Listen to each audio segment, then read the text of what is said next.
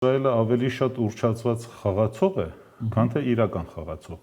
Եթե Իսրայելը կարողանար ինչ-որ մի բան աներ, արդեն անցյալ տարվա 12-օրյա պատերազմում կիրականացներ եւ վերջի վայրկյանին չէր խնդրի Վաշինգտոնին,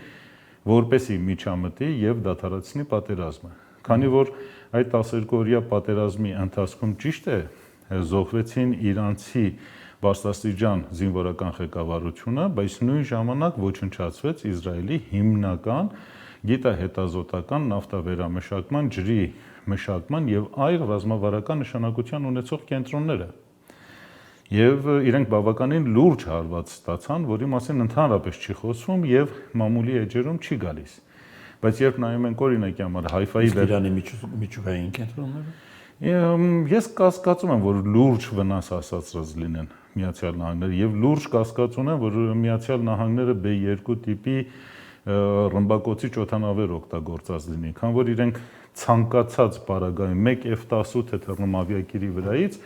իրենք 100 անկյունից նկարում են եւ ցույց են տալի, կամ Իրաքի եւ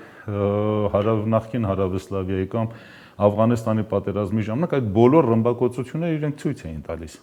Այս պարագայում իրենք ոչ մի բան ցույց չտվեցին եւ այն պայթեցման փոսերը, որը առաջացել էր, անկեղծ ասած, երբ նայում ես, այն չի ինչը որ իրենք են ասում։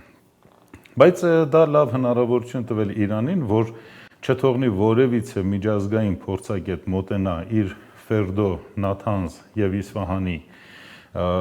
միջուկային կենտրոններին եւ իրենք անեն այն ինչը որ ուզում են։ Եվ մինչ օրս դեռ հայտնի չի ինչ է եղել։ Ոչ մի բան չկա, բացարձակապես, բոլորը ենթադրություններ են։ Եվ եթե Միացյալ Նահանգների նախագահը Դոնալդ Թրամփը անցյալ տարի հունիսին պատերազմից անմիջապես հետո հայտարարեց, որ դա ամբողջությամբ ոչնչացավ, 3-4 օրն ասում էր, որ մենք ռմբակոծեցինք, բայց ոչինչ չեղավ։